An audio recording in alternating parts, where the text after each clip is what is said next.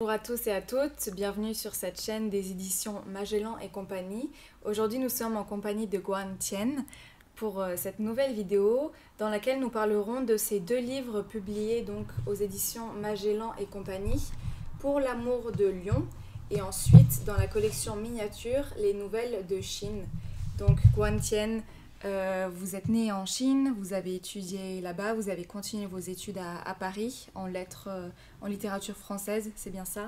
Tout à fait. Je suis née à Pékin, Oui. Beijing, et j'ai fait mes études universitaires à l'université de Pékin en langue française et littérature française. Voilà.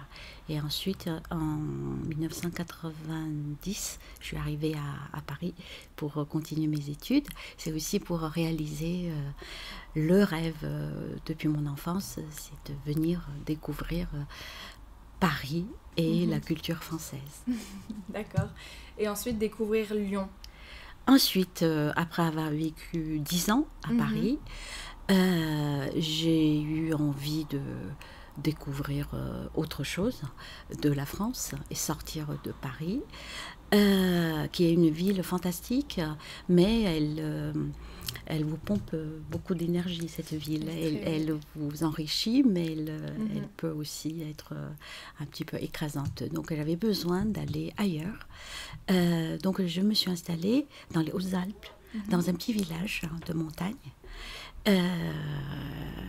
Secondairement, j'ai eu une vie de famille très, très heureuse et très riche. C'est là où j'ai élevé ma fille. Voilà.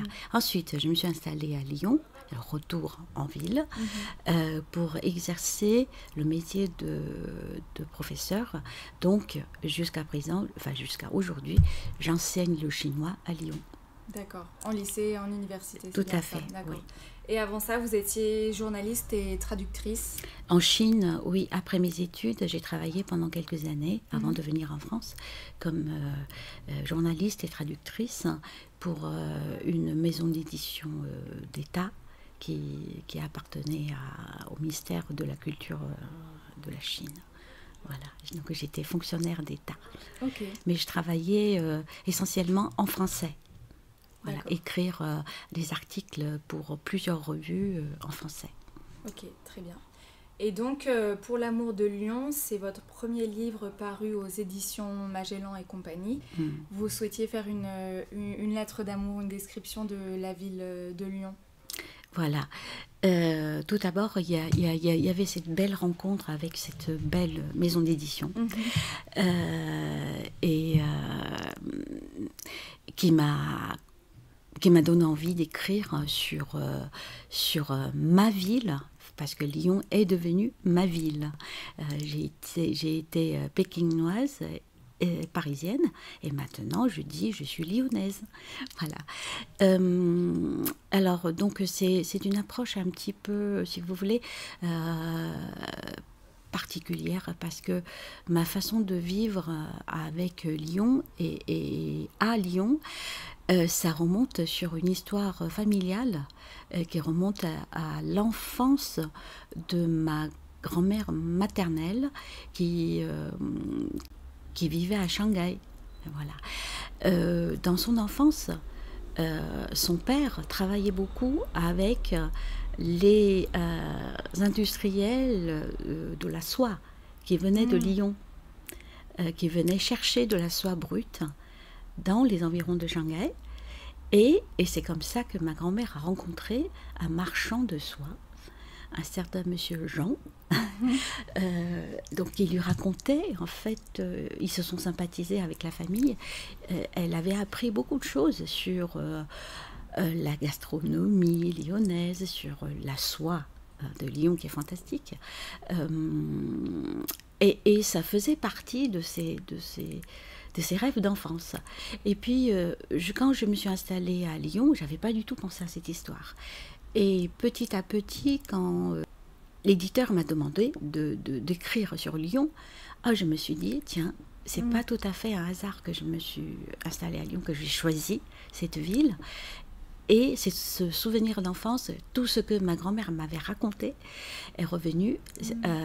Du coup, c'est à partir de là, c'est un petit peu ça mon fil conducteur, si vous voulez.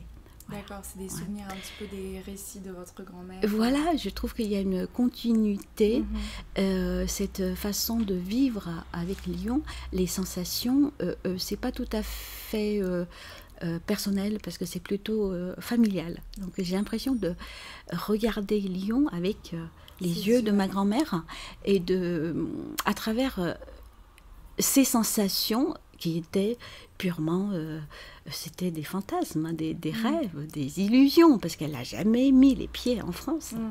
Et moi, je continue à vivre ce qu'elle avait vécu dans son imagination, en fait. Et je trouve que c'est très plaisant. Donc vous confrontez un petit peu les deux, vous confrontez un petit peu avec la réalité. Et je voyage toujours, dans tout ce que j'écris, je voyage toujours entre les deux cultures. Et vous disiez qu'il y a un certain point commun entre Lyon finalement et la Déjà, Chine. il y a la soie, oui. La soie lyonnaise et les matières premières, la soie brute, très souvent, ils partaient dans le sud de la Chine pour acheter. Et puis il y a aussi le cinéma qui est né à Lyon. Et 6 mois après sa naissance, le cinéma est arrivé à Shanghai. D'accord. Et donc, je trouve que ces deux villes sont un petit peu comme deux jumelles, deux sœurs jumelles. Voilà. C'est là où je trouve qu'on a les mêmes sensibilités. Il y a quelque chose de profondément poétique dans ce lien. Voilà. Donc, on peut retrouver dans Pour l'amour de Lyon. Et ensuite, donc, avec cette maison d'édition, vous avez connu la collection Miniature, qui est notre collection de nouvelles du monde, qui présente des auteurs venant de différentes régions, de différents pays dans le monde.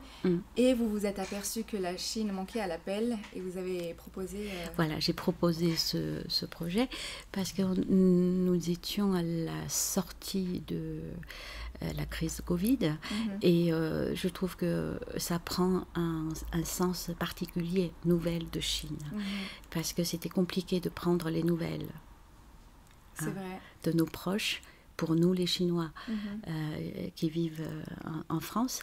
Et puis aussi, ce sont des nouvelles écrites par 6 auteurs, tous chinois. Voilà. Donc j'ai fait... Pardon. Non, pas de souci. Et c'est là qu'on retrouve votre travail de traductrice, puisque c'est vous qui les avez rassemblés, tous ces auteurs et autrices. Qui ont écrit en chinois et que vous avez traduit en français. Voilà, donc j'ai contacté les autres auteurs qui vivent en France et qui m'ont envoyé leurs écrits en chinois. Donc j'ai fait la traduction. D'accord. Et vous avez vous-même écrit une nouvelle Donc j'ai participé à l'écriture. Par contre, j'écris en français, directement. Voilà, en français. Parce que depuis... 2012, je publie en français tout ce que je publie en France, c'est en français directement, parce que j'ai encore une fois un lien assez personnel avec la langue française que j'ai souvent nommé ma langue paternelle, puisque le chinois est ma langue maternelle. Donc j'ai l'impression que la langue française m'a fait grandir. Ça ne veut pas dire que je suis totalement devenue française, mais le français fait partie de ma construction, aussi de la réalisation de soi. Et donc, traduire, c'est beau, mais traduire, c'est trahir aussi. J'ai fait des traductions, voilà. Et donc, après avoir traduit un best-seller écrit il y a longtemps, en 2003, par un très jeune auteur, c'était vraiment un best-seller qui est très connu en Chine. Après ce travail, je me suis dit, pourquoi j'écris pas directement en français? Et donc, depuis 2003, donc je publie des romans, des nouvelles, des récits directement en français. C'est aussi, ça fait partie de mes rêves que je réalise. C'est vrai que c'est impressionnant. Et dans les nouvelles de Chine, alors qu'est-ce qu'on peut retrouver. Ce sont donc toutes des nouvelles contemporaines qui parlent de la réalité actuelle de la Chine. Le contenu de ces écrits, peut-être il y a deux particularités. La première, c'est que nous avons voulu mélanger un peu différents styles, c'est-à-dire briser un peu les frontières. Est-ce que c'est fiction? Est-ce que c'est récit? Est-ce que c'est romancé? Est-ce que c'est des reportages? Et voilà, donc je laisse les lecteurs découvrir et décider. Voilà. Et puis deuxième particularité, c'est que ce sont vraiment du vécu direct et réel. Voilà. Super. Et donc ça permet aussi aux lecteurs de connaître de nouveaux noms en France, d'auteurs chinois peut-être. Voilà, avoir un aperçu et à travers la plume de ces auteurs chinois, effectuer peut-être un genre de petit voyage, et pas du tout touristique, mais dans l'esprit des Chinois, dans les mentalités des Chinois vivants, et aussi avoir un aperçu peut-être un petit peu plus profond sur la société chinoise et la pensée chinoise. Ok, super. En tout cas, c'est ce que j'ai essayé de construire à travers ce travail. Très bien, très intéressant. Je voudrais rajouter tout d'abord, je vous remercie de vous intéresser à mon travail d'écriture. C'est très encourageant. Et puis, chaque écriture, chaque livre, c'est un voyage.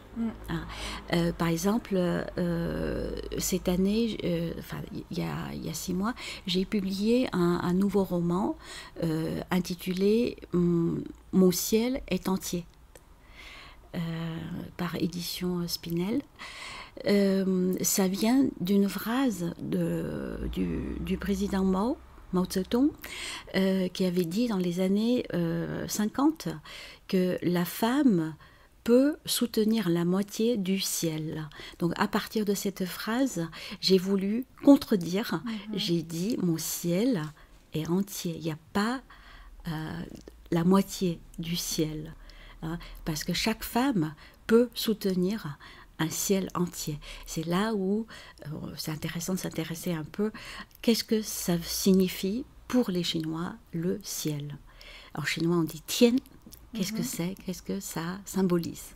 D'accord. Voilà, je vous laisse découvrir. Mais oui, ça donne envie de lire. Est-ce que c'est un roman, c'est quelque chose de personnel, c'est un reportage, Alors, c'est pas une autofiction. D'accord. Mais je crois que quand on écrit, on raconte toujours. Même sans s'en rendre compte, c'est voilà. Donc, je pense que j'ai dû prêter quelque chose que j'ai vécu, les éléments de mon parcours à mes personnages. Pour moi, c'est inévitable. Toute la sincérité et toute la sensibilité littérature, ça se situe pour moi dans ces matières vivantes. Parfait, voilà. Super.